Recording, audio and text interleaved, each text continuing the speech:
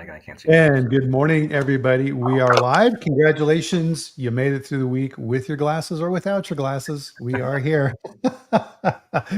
If you're new, welcome. Pull up a chair. My name is Bryan Armentrout with the Food Leadership Group. And every single Friday at 8 a.m. Mountain Time, 10 a.m. Eastern, we do a live stream on LinkedIn and YouTube. And we talk about all things quality assurance and food safety. And as the name implies, this is not a lecture. This is meant to be a chat. This is a discussion with the objective of sharing food safety knowledge and making everything a little bit safer. And with it, I get to bring amazing experts on our chat, like this gentleman sitting opposite me with those very sexy glasses, Joe Laino with Comprehensive Food Safety. Joe, how are you doing today, Hi, sir? how are you? Glad to be back. Nice, missed you. I feel like I want some glasses now too. Well, just they reflect, and they're like these blue blocking. They don't kill your eyes on the computer, but they reflect. So we'll just pretend I can see. I lucked out in that aspect, in that so I can see well up close, but I can't see far as I wear glasses for driving and stuff like that. But like you and I, we do a whole lot of work at this distance, so that's I guess it's an advantage from that sweet spot, as they say. That's a good thing. So as we love to do here on the chat, everybody, is we put in where in the world we're at. And today I'm in Loveland, Colorado, where Joseph, it's going to be, last I saw, what is it now? In Loveland, Colorado, it's going to be a beautiful 82 freaking degrees today. Where are you at? I am in rockin' downtown Clover, South Carolina. And how's your weather looking? Well, if it would stop raining long enough, I could tell you, because we're in like our fourth day of rain. It hadn't rained in 6 weeks, and we've had like 3 months worth of rain in 4 days or something like that. Do you still have your ducks? We do. I'm looking right at them. And we're tired of paying $8 a dozen for eggs, so we're getting into the chicken businesses. There you go. Well, I've actually heard that, duck eggs in a lot of ways are superior to chicken eggs. Yeah, it's a taste thing, and I'm not a duck egg fan. My neighbors love them, so I just give them to them. There you go. You can do like one of those little roadside things. I always love that, where you sell the eggs and you have the little box where people put money in. Yeah, I'm afraid of selling eggs, because if somebody gets sick, I sold them a bad egg, and then that's just Then the meat. Yeah, then you got that's the topic, right? Yeah, absolutely. So, everybody, please join us this morning for a ceremonial sip of your favorite beverage. Cheers. Hey, Chris. Good morning. Good to see you. Very, very nice, dapper, professional-looking little picture he's got there. That's always a good thing. So, gosh, let's dive in. We got a ton to go over here today. So, before we get going, time for the dad joke, Joe. Are you ready? Are you ready for the dad joke? I've got my seatbelt strapped in. All right. Well, and really, this kind of goes back to, I was thinking about this because, this time of year, you tend to do, lots of projects around the house and stuff like this, and you work on your honey-do list.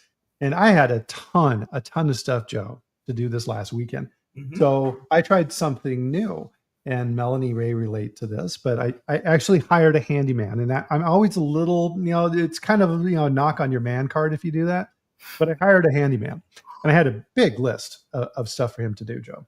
And at the end on Friday, he came back around and said, okay, I'm all done. And I looked at my list, and on my list, he'd only done numbers 1, 3, and 5 on my list, which was pretty crazy. And so after I, talked with him a little bit, I've kind of figured it out. Turns out he only does odd jobs. I'm sitting here biting my lip so I don't give on. That is a horrendous dad. I mentioned that for Christmas last year, my kids gave me, and my kids are all grown, they gave me a 1-page per day dad joke calendar. I've done nothing but rifle off dad jokes to them every single day, and they despise my doing. You bought me the calendar. There you go. Yeah, I got a Dilbert calendar that I look at every day. But today I took the so for the younger people out there in our audience, I took the Norm Macdonald approach there to telling a joke. Right? You can almost hear it in his voice. So hey, tell you what, there, Joe. This weekend, I was doing some stuff. Yeah, doing stuff. But for anybody who doesn't know who Norm Macdonald is, he was on Saturday Night Live, did the weekend update. he made that. And my favorite joke of all time, I think he was on Conan O'Brien. Look it up, guys, online, is the moth joke. Moth, like the moth joke. I love the moth joke. And there's actually, after you listen to the moth joke, there's a story behind it too. So look at that as well. But wow, Ruth is in Poland. Awesome. Look at that. That is super cool. Maybe that's So Poland. what's that doing? I don't think so. Never been to Poland. I hear it's very nice, very pretty country. Ah, look at that. Awesome. Cool. Very come on the subject. Oh, okay. Well, Daniel's ready for us to go. Let's get this. Well, really, and I'll work this in for you, Daniel, is that the topic for today is kind of what we're doing right now, and it's public information, it's the media, and how this impacts food safety. And we've been seeing tons of information out there. So Dr. Darren Detweiler's been writing articles on LinkedIn. There was a huge video that was put out on CBS News, and I'll put the link to that here at the end, of going over food safety and what's going on and all these aspects. And so we wanted to take a look at this from that perspective of communication, because what I've learned, Joe, and I'm sure you see this too in your work, is that you have your crisis management systems and you have all your food safety programs and things like this. And a lot of times what gets missed is the communication piece of it. And man, you can have the best internal systems for recalls and all these activities. And if you have poor public communication around it, it's going to sink you. I mean, especially if you go out and you have negative messaging. Yeah. And I think as everybody realizes, your external communications with regulatory, with the media, within your industry, is just as important as your internal, probably more important. Well, it's equally, if not more important than your internal communications, because that's the face that the public is seeing. I think we saw this with some recent recalls that have happened. One in particular where their immediate response was, "Well, we're under federal inspection guidelines, not our fault, right?" So, in the meantime, through that whole recall, nobody owned it. Nobody internally said, "You know what? It's my fault. It's our fault." So, I think how you communicate with media will make or break. A couple of years ago, Barry Callebaut had that recall at their facility in Belgium, and had a salmonella outbreak, and they ran a master class on, and I teach about this, and I give my clients this story too. They came out publicly and they said, "Look, we've got a problem. We shut the facility down. We didn't wait for the government to do it. We didn't wait for any illness or sickness. We knew we had a problem. We shut the plant down. And we're not reopening it until the Belgian government says it's okay to reopen it." And in the meantime, they paid their employees throughout the whole course. It's like a TED class on how to run a recall, and their business took a hit during the implication, but other facilities picked up the slack. If you don't communicate it properly, and it's never telling the public what they want to hear, it's telling them the truth, and they may not want to hear the truth, but they'll have it. And how you position that, it could cripple your company, no doubt. Well, and at this point in time, right, I think there's a combination of things going on here, right? We have much more visibility into what's going on and a whole lot of different ways to get information now. And those news sources are businesses, and they're all competing for clicks. And so they want that headline. As we were getting ready to go on air here, we were talking about another recall that you had pulled up with Cabot Creamery, where they're having a recall for butter for coliform, which is weird.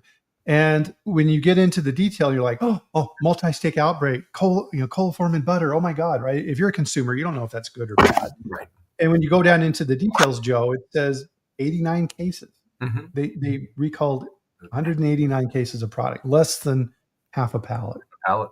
And the news articles say indicates possible fecal contamination. Wow, really? Yeah. Well, yeah, sure. And to your point, everything is on the number of clicks, sensationalizing stories. You read headlines, and it's clickbait sometimes. Um, but yeah, so we as our industry have to learn not to fall into that trap. Okay. Yeah.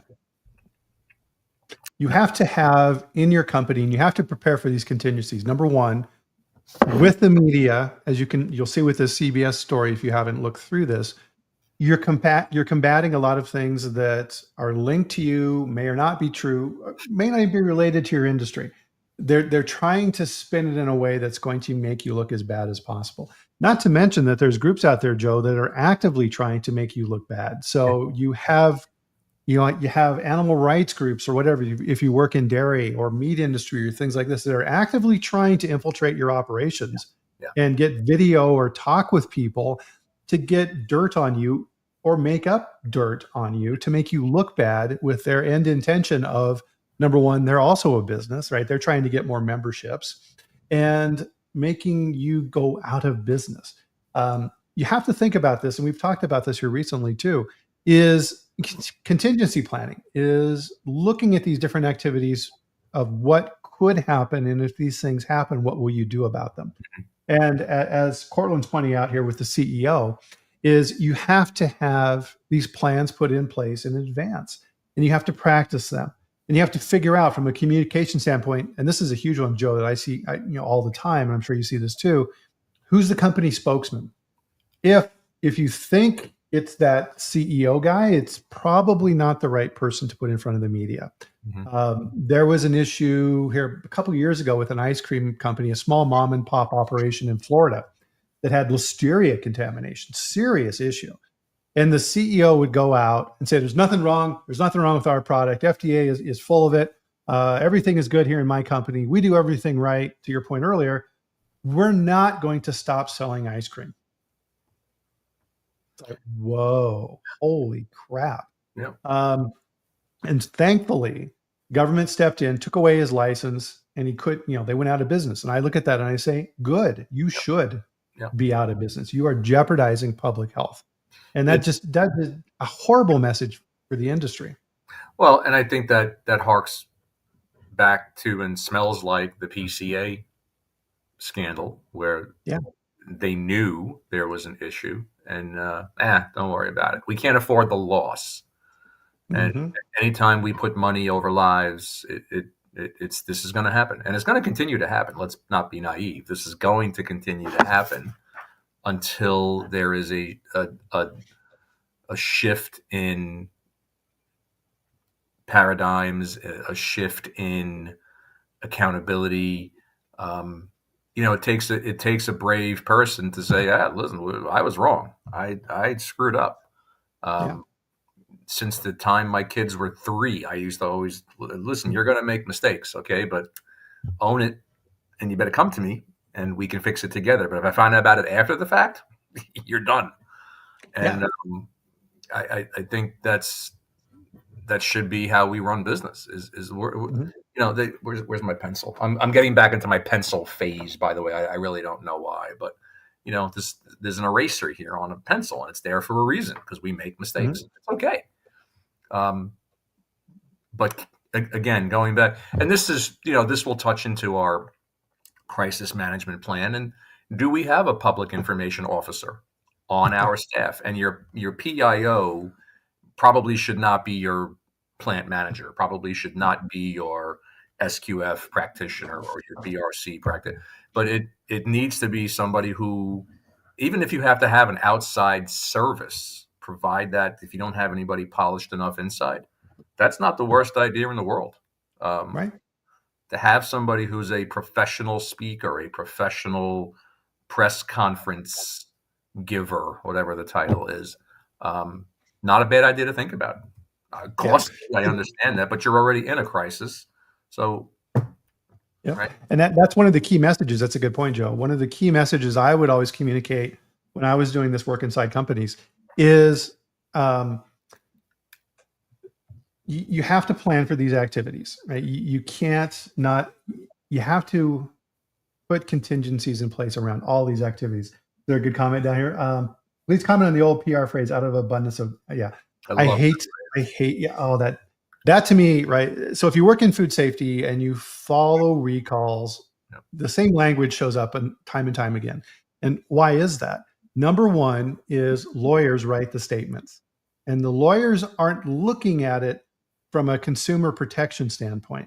Lawyers are looking at it from a company protection standpoint. Well, okay, we're not going to admit liability. We're not going to say that anything is wrong. We're going to imply that we are going above and beyond, on an abundance of caution. Yeah, BS. You're doing this because you have to. As opposed to a little bit of caution. And that's always, Yeah. that's my problem with that phrase. Out of a minor amount of caution. Right. Well, and a lot of this is what happens, and I see this time and time again, is companies don't prepare for these scenarios. And what happens is a crisis situation happens. It always happens at a bad time. It's the Friday before Christmas. Nobody's around.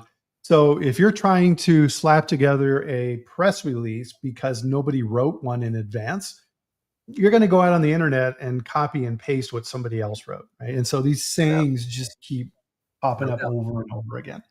That But to your spokesman standpoint, too, is that, when the president wants to talk about an issue, he doesn't necessarily go out and talk about it. He'll send out a representative and say, okay, here's my press secretary.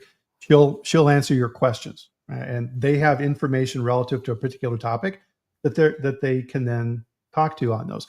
And that is a huge skill set.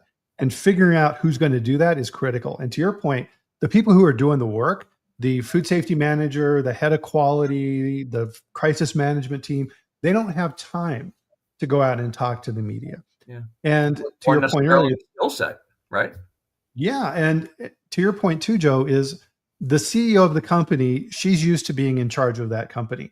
And their instinct as CEO when there's a crisis is to manage the crisis. Right. But odds are they're not the right person to do it.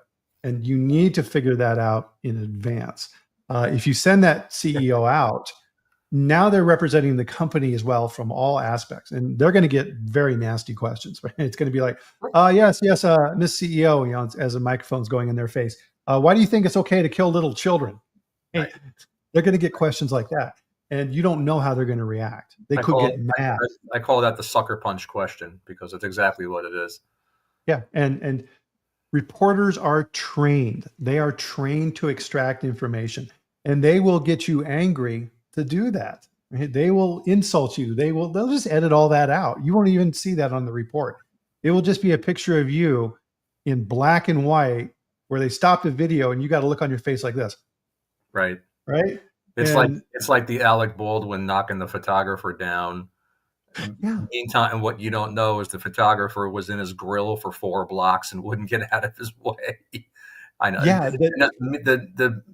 As to your earlier point, the media has a job to do, and I'm not anti-media. Don't take this as anti-media. I'm anti-bad media. I'm anti-media creating sensationalism from nothing, like this Cabot butter recall. It's a class 3 recall, by the way. So, we've got bigger fish to fry, I think. But what we all see, I think, is a lack of the whole story being told. And all of this is great, but the simplest way to avoid it is to everybody's point here, have somebody, have your PIO, your public information officer, have them ready to go, because we don't know when the crisis is going to come. We don't know when we're going to have coliform in our butter. We don't know when we're going to have metal in our product, and now we've got to have a recall. We always know that the best way to stay ahead of a problem is just to, stay ahead of the problem. The best way to deal with it is just to stay ahead of it, right? Yeah, and Daniel's got a question for us here. Thank you, Daniel. Are we talking about communication after the investigation has been conducted and the root cause identified, or is it communication before the investigation where we inform people? Both. So, both, uh, absolutely. I've managed large class 1 recalls, serious issues. And so fortunately, nobody was ill. We caught it and we corrected it and things like this. But here's the really difficult truth about recalls is when the issue is identified, it's a potential issue. You don't know. So let's say, for example, Joe, you get a couple of complaints from the field. A mother says that her child has an allergic reaction to your product. Oh, right. And so anytime you get a food safety type complaint, you're going to investigate that. It doesn't matter if there's one or five or what. You're always going to investigate, and then you're looking for those patterns. So you've got one, and then two, and then three. And let's say, okay, these are all from the same product, from the same lot, from the same plant. I need to figure this out. And the bottom line is your information, when you first identify it, is going to be horrible information. It's going to be limited. It's going to be incomplete. You're going to be guessing, and you're trying to figure out if you have a problem or not. So generally within processes, what I always put in place, and I'll be curious about your take on this too, Joe, is you have a mechanism in place for identifying potential food safety issues from suppliers, consumers, internal, whatever, that then goes to you as the head of quality and food safety to do an initial take. And if it looks like there could be an issue, then you're going to activate that crisis management team to investigate. And you have to figure out pretty quickly, do I push the button or not? Do we really, really have an issue? And if you're 60%, 70% sure, you're probably going to go ahead and initiate. But once the horse is out of the barn, that's it, right? You're going. At that And point, it may be down the road that it wasn't as bad as you thought, but at least you were being protective. yeah. So that communication piece, Daniel, and sorry for the long answer on this, that's that entire mechanism, right? There's going to be a single spokesman who's going to be managing that communication internally and externally for your teams and for any type of communication that needs to be done with the FDA or the media, local authorities, retailers, whoever your customers are. All these type of things need to be worked out. And there's only one way to do that. And that's practice. When we look at our crisis management plans, and as I truly enjoy what I do because number one, I get to see things from both sides of the coin, right? I get to see things as the auditor sees them, and then I get to see them as the consultant would see it. Yeah. When we look at our crisis management plans, GFSI says you need to look at your known hazards or possible potential hazards. And everybody always puts the usual: fire, flood, tornado, earthquake, plague of locusts, whatever. Okay. I'm in a facility once in Montana, and I'm looking at their crisis plan. They list their crisis as fire. I said, okay, wildfires, floods. I'm like, okay, spring thaw, earthquake. And I'm like, not really a lot of. Okay, you're in the Rocky Mountain. Tsunami. And I said to them, do you guys get many tsunami warnings here in Montana? I'm just curious, because if we get a tsunami in Montana, like, the ball game's over, right? But nobody puts in their crisis plan potential microbial outbreak. Mm-hmm. That's a crisis. Okay? Ask Boar's Head, ask Cabot Butter, ask Blue Bunny, ask anybody who's had a recall. We probably should be thinking about how do we respond, how do we handle the crisis that's caused by whether it's a class 1, 2, or 3 recall. So again, just some food for thought. Yeah, and those different scenarios need to be practiced, because the hard rule here is that there's going to be a lot of people involved in this process that you normally don't interact with. Let's say that you're the quality manager in a plant, or your food safety at corporate. Your sales team is going to be pulled in, and they need to know what to do in this situation. All these different groups need to practice. Anybody who touches this, so your senior leadership team, marketing, sales, legal, operations, communications, all these different groups, and you have to practice these different scenarios, because there's one rule that's always true in these situations: is it's not going to happen the way you expect, right? Mm-hmm. So you need to think about these different scenarios. Is, okay, well, here's the scenario we're going to practice. We were just notified by our supplier of a raw material that it's contaminated. Oops, right? Okay. Companies are good at doing trace backs. Fine. That's the beginning piece of that. It's like, Right. okay, now how do we evaluate this situation? How do we determine if it's really an issue? Um, so Alvin's asking a question here, Joe, and I'm not quite sure what he means by this. Is what do you think of using AQL? AQL. Acceptable quality limits is what it stands for. Ah, It's and basically what it talks about is have you how do I say this? Is there a maximum allowable number of defects that you'll accept before you say this is not acceptable? And I think AQL is important when it comes to quality defects. yeah, If you're in the quiche making business and you've got you've made 1,000 quiches, but 4 of them burned on the edges. Like, what's our AQL for that?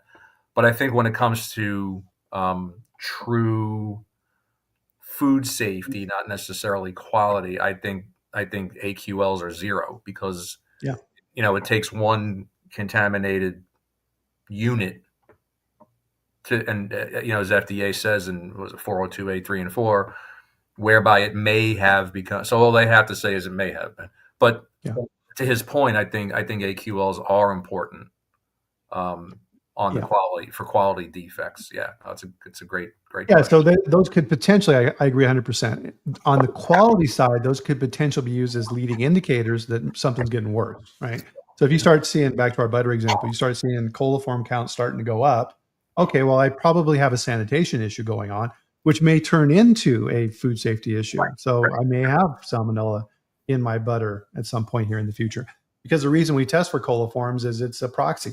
It's in the Yeah, same family. yeah, And if coliform is there, number one, coliform super easy to kill, right? If it's there, you got a sanitation problem.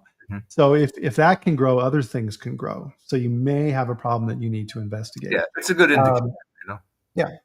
So I think part of our theme today of what we're talking about, and this gets back to what Daniel was talking about here too, is it's very important that to in this whole process with crisis management is you have to be able to zoom in and zoom out. And so the zoom in piece is going to be all of your mechanisms and programs and certifications, all the processes you have in place in your company and in your plants to manage these things.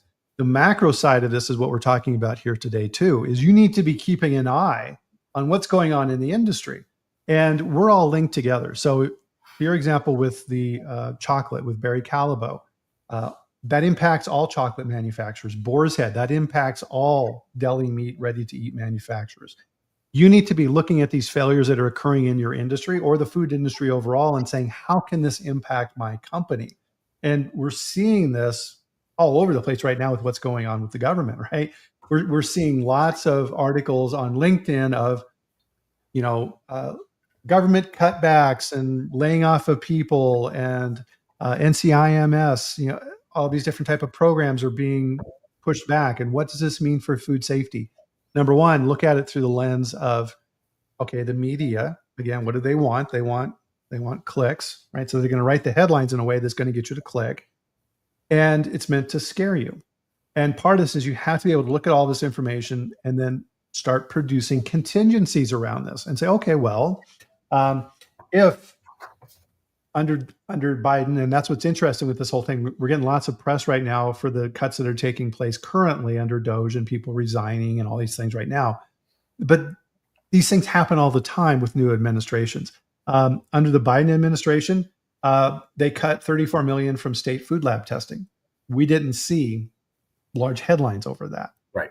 And people are jumping to conclusions on a lot of these different things. Oh, wow, if FDA is losing a lot of their staff, that means that recalls are going to go up. Does it? Did they? Should, and this has always been a bone of contention with me. Why do we have to depend on regulatory, whether it be FDA, USDA, anybody, to produce safe, wholesome products? Shouldn't that be incumbent of you? Shouldn't that be a moral imperative of you to produce safe, wholesome product? Why do we need FDA to come here and check us? Or you? Yes, and I understand they provide a service, and I'm not saying, for who's ever listening in cyberland, I am not saying I'm anti-regulatory. I'm just saying we can't. The math is there, okay? And I Bryan shared some numbers. There's 443 investigators within FDA but we need 1,500 to inspect 36,000 facilities every 5 years and high risk every 2 or 3 years. Do the math. There are not enough bodies. We cannot rely on regulatory to keep us in line. Um, Many of us unfortunately, rely on our customers to keep us in line, and you shouldn't be doing that either. I always looked at food safety, regardless of which hat I'm wearing.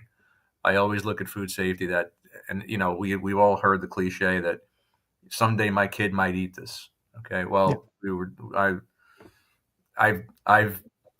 there's food in my pantry, there's food in my refrigerator and my freezer from companies that I audit, and I'm like, do I feel safe yet? Yeah, I do. I'm not waiting for FDA to tell me it's safe, or USDA. They do an admirable job under less than ideal conditions, from both, being in a cold, wet meat packing plant at 3 a.m, okay, to working holidays and overnights and weekends. It's a tough life, okay, and there's just not enough of them. There's not. So we have to and this is not a new concept. Costco and Walmart and Hershey's, Kellogg's, all of the companies who were involved in the growth of GFSI, that was the thinking 20 plus years ago. We can't rely on regulatory. We have to do it ourselves. Right. And the bottom line here is that the regulatory standards are the baseline. Okay. That's not the requirement. You have an and associated with that. Okay, we're going to meet these base level minimums that the government's mandating. What other things do we need to be doing in our operations to be above that? Now, part of this, again, I think this is what's a challenge in this area for quality and food safety people, Joe, is that we're used to kind of playing in our own little world and doing our food safety stuff and writing programs and audits and stuff. This managing crisis management, contingency planning, all these things that we're talking about here today is probably one of the most externally focused, outside of your department, activities you're responsible for. And you're going to be doing things in your company, and you're going to be doing things in the industry as well. And you have to do the second one too. But you need to look at this information and talk about it like we're talking about it, and talking with your internal organization and say, hey, listen, if we're going to be relying on FDA to produce our safe product, it's not going to happen, right? They can't even audit the facilities as it is. We need to up our game. Here's some numbers that I have showing that FDA doesn't have the resources to manage these things. We need to manage it ourselves. And we need to make sure that our industry is doing this as well. Because to your examples earlier, a recall at Bluebell ice cream impacts everybody that makes ice cream. So what are you doing then to protect your business and communicating this information up in the organization? I agree. It's I think so now we have fewer and fewer investigators and inspectors. If there is a crisis, if there is another foodborne outbreak, and we all know that unfortunately it will happen again, what does this now do to FDA and USDA's existing capacities? Are they going to be able to respond to these crises the way they used to? Well, yes, okay, because it's a crisis, but now that comes at the expense of who? It comes at the expense of the other facilities who are waiting on their inspector, particularly USDA, to come in for their daily approval. So it's a tough. We're in a tough spot as an industry. We're in a tough position. Yeah, and this gets back again to our central theme around contingency planning. So you need to look at these type of things and say, okay, well, FDA's got a lot on their plate. They've been going through a lot of reorganizations, even going into last year. There's these new looming budget cuts. If I'm a person working at FDA, right, I'm stressed. I'm worried about my job and things like this. I need to establish, as a producer of food with FDA or USDA or whoever you're working with in your industry, I need to establish those lines of communication in advance. So FDA is organized into districts. You have district directors. They're responsible then for managing investigations, and you have offices of crisis management. ORA, Office of Regulatory Affairs, is called something else now. I forget what it is. You need to be able to understand, and you need to narrow this down, and this could be difficult to find in times like this, is if I have a potential recall, who is going to be the person in my district who is going to be on the other side of the phone? Mm-hmm. Who's that person? And I need to establish communications and reach out to that person, guess what? In advance. You can do that, right? And if anything, think about that, if you're on the receiving end, you're working for FDA, Joe, and I call you and I talk with you or send you an email or whatever, I would recommend calling you if you can get a hold of them. Hey, Joe, my name's Bryan Armentrout. I'm food safety manager at the dairy down here in your district. Just wanted to reach out to you and introduce myself and let you know that this is my cell and I'm available 24/7 if you need anything from me, if something's going on. Conversely, I want to know that I can, reach out to you if I have things that you need to be aware of.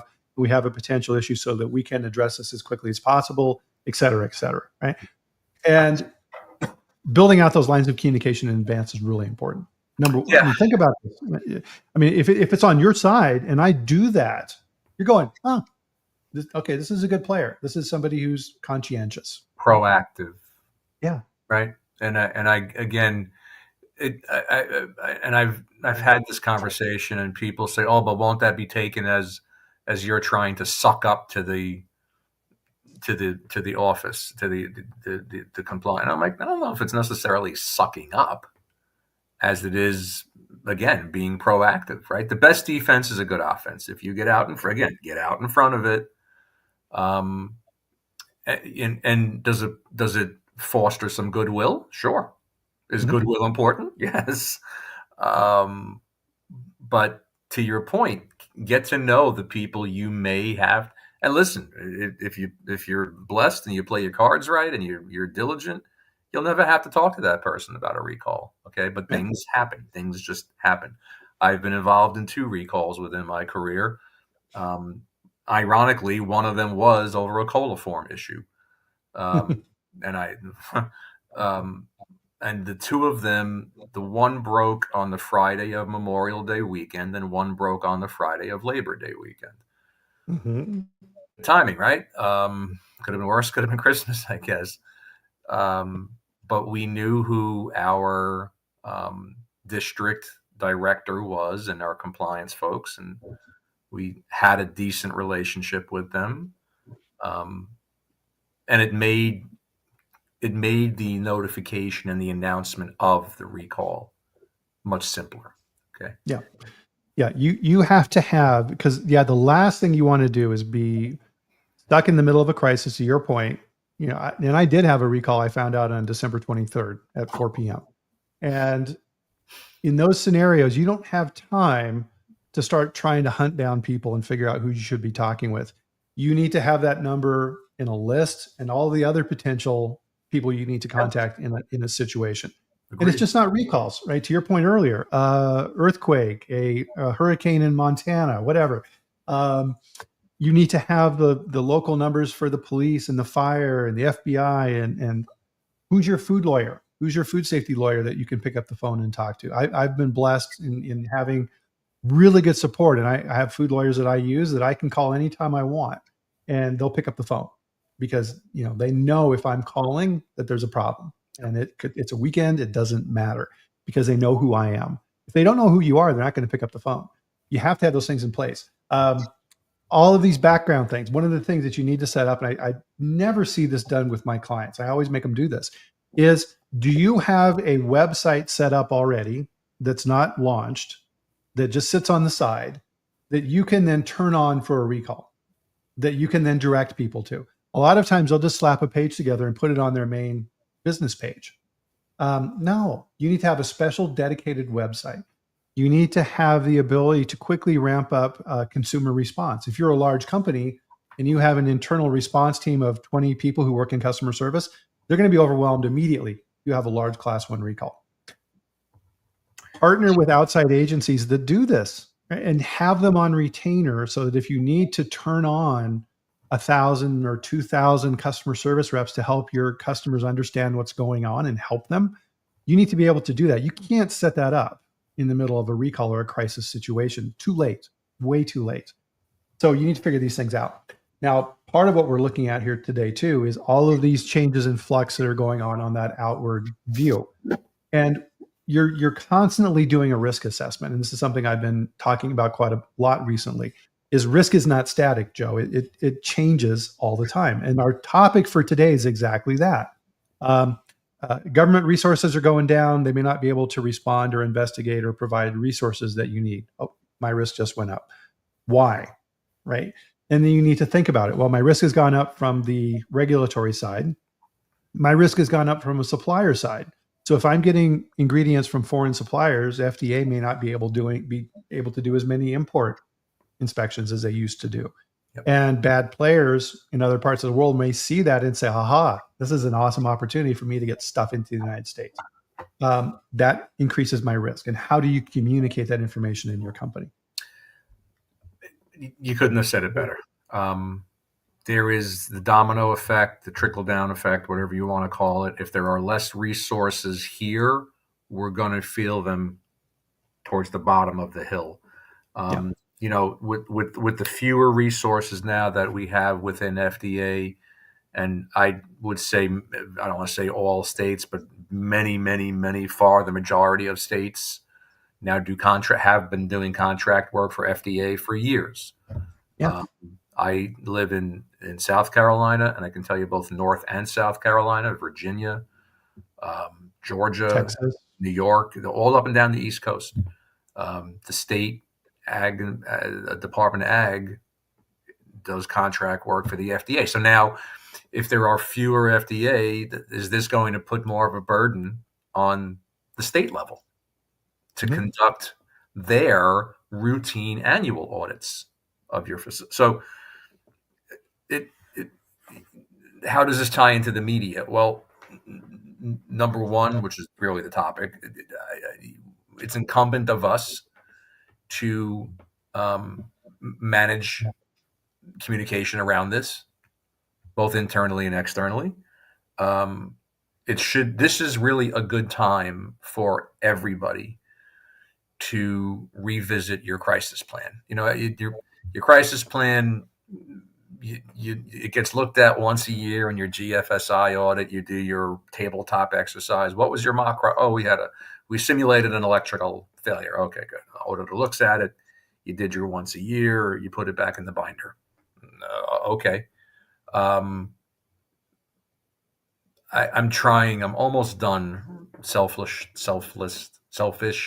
plugging here. I'm trying to put the finishing touches on a crisis response webinar. And one of the things that we're going to talk about is just like your food safety plan, just like your food defense plan, just like your food fraud plan. These can't be things that we look at once a year and stick it on a shelf. Okay. Yeah.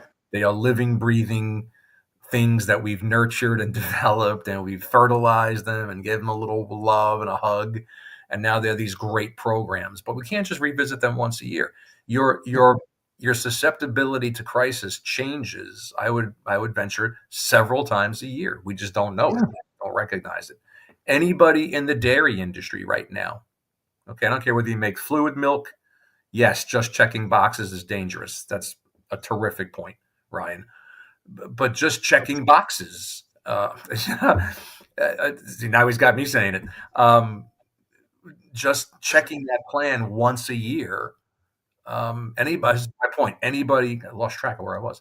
Anybody in the dairy industry should be looking, are we cleaning sufficiently that I have a client in the cheese making business. He makes a phenomenal bunch of cheese up in the North Carolina mountains. And I talked to him yesterday. I say, listen, I saw this recall come out. You know, are you getting milk from the same guy that Cabot Creamery is getting their milk from?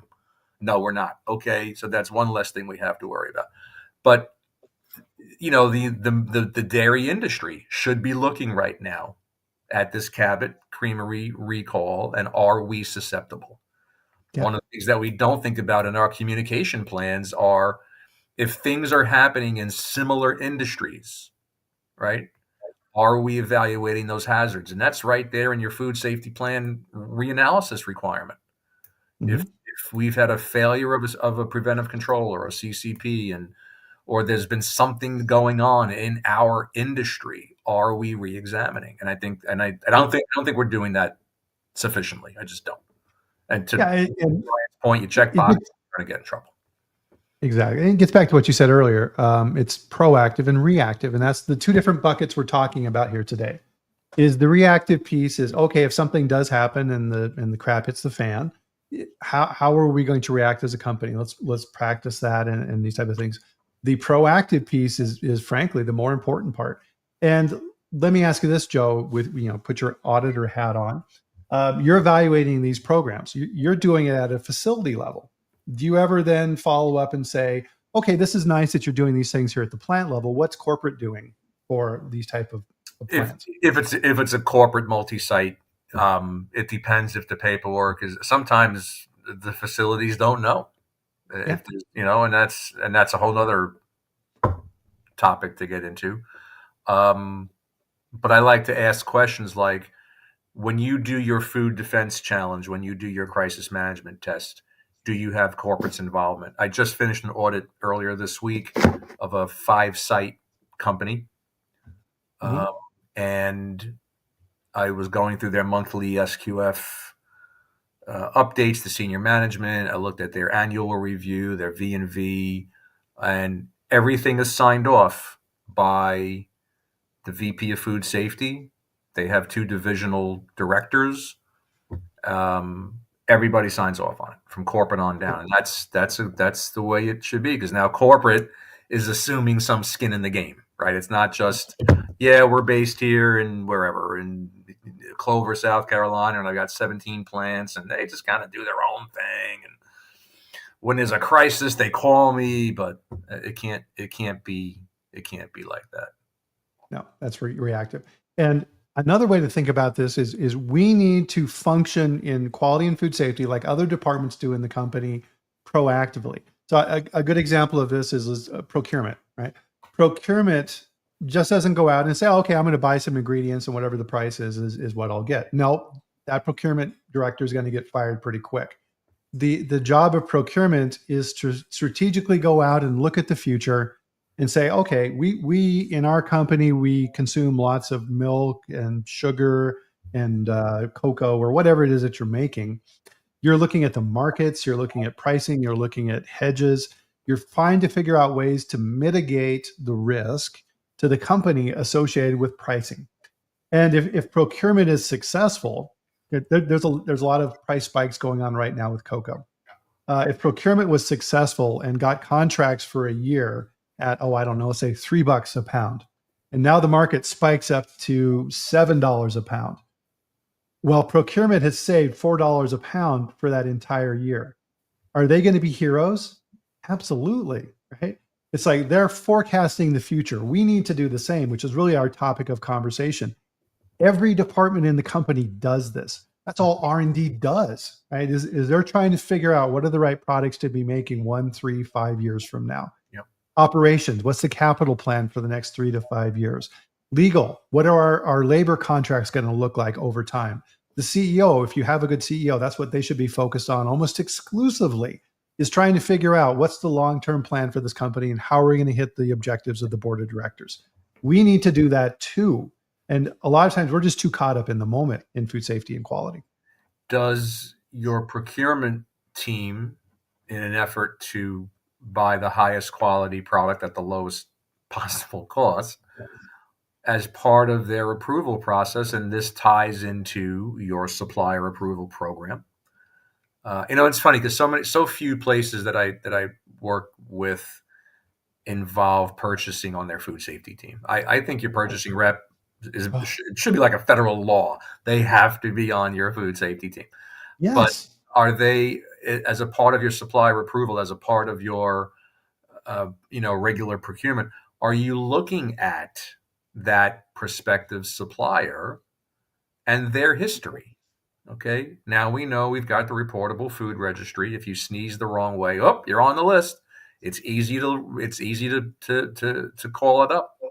Has your Yeah. supplier been implicated in a recall in the past X amount of years, however you're going to look at it? So Mhm. again, this whole topic is about communication, and I am a freak about clear communication. Is food safety communicating that to purchasing? Yeah. Is corporate communicating that to purchasing? Hey, okay, great. We're buying cocoa for, instead of $6 a pound, we're buying it for $1 a pound. Why is this guy selling it to me? Why is he willing to sell it to me for $1 a pound when the market is 6? Like, don't Right. that doesn't make sense.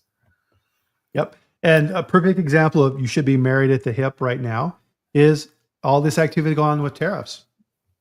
Oh my goodness, right? If you manufacture your food outside of the United States and you're looking to ship in, let's say you have a plant in Canada and you bring your product into the US, and now you're going to be hit with a giant surcharge on your products. Yep. You're at a huge disadvantage to your US competitors, and you got to figure out what the heck you're going to do. So senior management may be saying, oh God, we have to find a plant here in the US right away and move our operations. We can't take a 25% hit on our product. We'll go out of business. Okay. So now what corners are going to be cut to approve that new plant that you've never been to, you've never heard of? It's like that really cheap, hey, you want, the guy with the overcoat in New York City. Hey, you want to buy a watch? Right? It's Yeah. where did it come from? Right? Your risk has just gone up really, really high. You need to figure out why. So if the tariffs, I'm laughing at the, do you want to buy it? You want to buy a watch? It's like my overcoat. Yeah. So if now all of a sudden procurement didn't see these tariffs coming, and now ingredients that you're bringing into the US are very expensive, right, they're going to be trying to find something else. And there's no domestic cocoa, man. It's all foreign. It's not like we're growing cocoa in Charlotte. No. And so you got to figure those things out. You need to be knocking on the door of the procurement group and saying, hey guys, there's a lot of stuff out there that's impacting our procurement process. How are you guys addressing this? Right. Number one, are they going to be happy to talk with you about what they do? Yeah, absolutely. Right. You're not coming there as the quality person saying you need to be doing these things. You're saying, no, explain to me your strategy of how we're working. Right. Food safety and quality need to be married at the hip with procurement. And the closer to your point, Joe, which was a great one, I want to reemphasize that, is you need to be working with those guys all the time because risk is always changing. That's a good question from Valentina. I'm guessing she was saying, is it as strict as in other sectors? It depends. If your nutraceutical is intended for food consumption, my understanding is that it would default back to the GFSI level requirement. If the nutraceutical is going to pharma, then I would imagine it has that the crisis management would have stricter guidelines. Yeah, and we're seeing more and more of this where you have medical claims for food and medical food you have as well too. I'm sure Cortland deals with these type of topics quite a bit. He's got a lot of expertise on that side of the equation. What's the correct regulatory bucket that these things sit in? Because you'll see these gray areas. They'll say, oh no, this particular material is meant for external use or what have you, and it's not categorized as a food. And then your R&D guys want to use this as the latest superfood ingredient. Right. Can you say terraflower? Right. How'd that work out? Yeah, not too well. So really, as we kind of bring this back up to the 30,000 foot level, what does all this mean? And this gets back to what we were talking about earlier, Joe, of kind of really zooming into the small details and then focusing and going back out to the macro. And looking at this and communicating with other groups is you need to think about what's going on at the government level and try and strip away as much of the hype as you can and say, okay, how does this potential actions with FDA, with cutting of resources at the federal level and the state level, how does this impact my business? And then take it up to the next level. How does this affect my industry? How does this affect food? And then figuring out what are your plans around that. Guess what? Senior management loves it when their leadership thinks strategically, right? You need to be talking about what could happen in advance and not doing it in a skies falling manner, but here's our contingency planning, right? We're kind of coming back full circle here. Here's some things that we're seeing out in the marketplace. Here's the actions I think that we should take to help mitigate our risk. Now you're protecting the company, you're protecting the consumer, and you're doing it in a way that helps educate the rest of the company relative to these threats. Yeah, that's simply said. Um, 10 years ago, it was a lot easier being a food safety manager than it is today.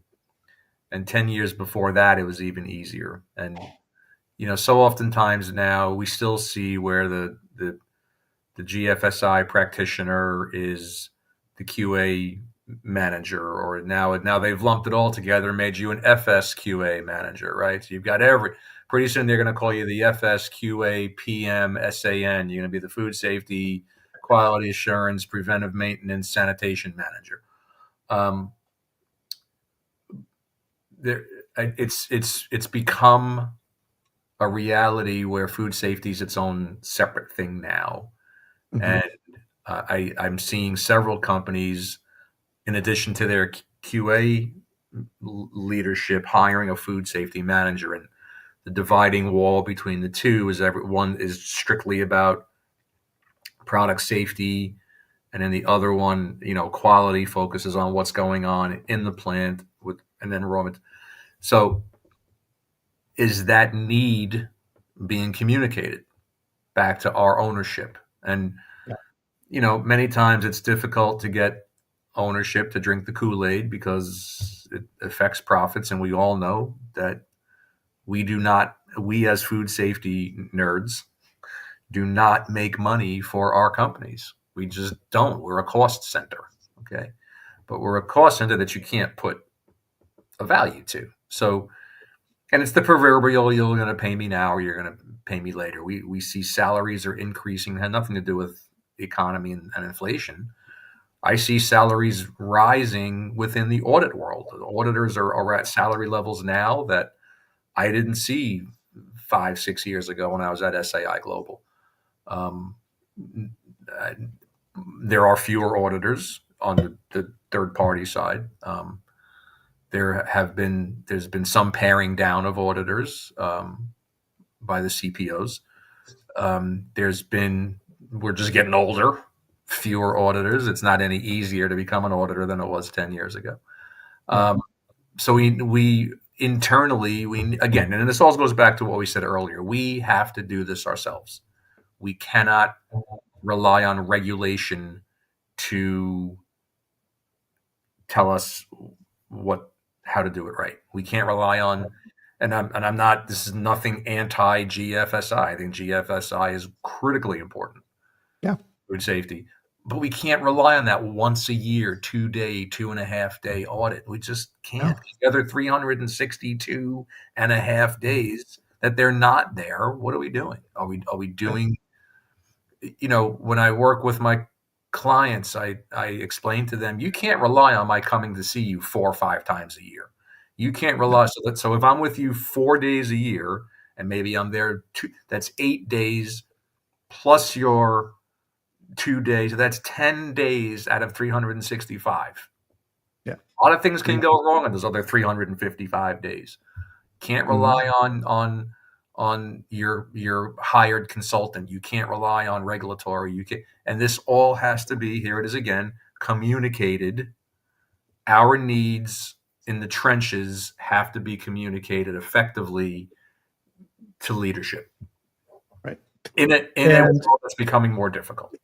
yeah, and that gets back to, right, I think too often, and I get this comments, I've had some side conversations with people, right? We're very attracted to the tactical, right? Write this procedure, write this process, perform this audit, do all these type of activities. Once you're a leader in these areas, the strategic piece is more important. Yeah. Right? You need to build up that credibility in your organization. So as you're communicating this information, and you're not doing the chicken little, the sky is falling and we need to do, being lecturing people and wagging the finger, nobody likes that. They're going to walk the other way. You need to be part of the team and you need to build up that credibility, so when something does happen you can manage it correctly and you have the authority and the power to do it, because that's what it comes down to, right? Power is the ability to perform work, and you have to be able to execute quickly in those situations and manage it correctly. and do it in a way that's calm, right? You're in that maelstrom of a recall. You need to be the calm voice and saying, yep, we have this issue. Our job is to protect the consumers and our public. And here's our plan, and we're going to execute against that. And everybody's going to go, yes, sir. And that's what you want to get to. And so a good way to keep track of this is keeping track of things. So as I talked about, I have my locals group where I post recalls 2 or 3 times a week, and it's free. All you got to do is sign up, and you can also have it push notifications out to you so you can keep on track. I also pulled up, so Joe's company, Comprehensive Food Safety, that he works for, does a great job. Here is his website as well. So that's in there now too. So keeping up on this stuff and being ahead of the curve, super, super important. And on that note, a housekeeping note here really quickly as well, Joe, is no food safety chat for the next 3 weeks. So I'm off for 3 weeks. What? I've been talking a lot about risk assessment and having this as that next level of control in companies. I have a product that I've created for this, and I'm launching this product. And so I'm going into hermit mode, and I'm going to be putting that together and launching that here in mid-May. So look out for that. That's coming. And this is going to be really what we're talking about here in the show, of helping to protect your company against those risks. So I'm really excited about that. Good deal. Yeah. So what's that? 3 weeks. Yeah, I know. What are we going to do these next 3 Fridays? Watch coffee. What am I going to do? I don't know. Yeah. Maybe I'll post some best ofs or something like that. There we go. We did Johnny Carson thing. So with that, guys, we're over time. Got to get going here. So Joe, it's been a while since you've been on here. Thank you for coming on.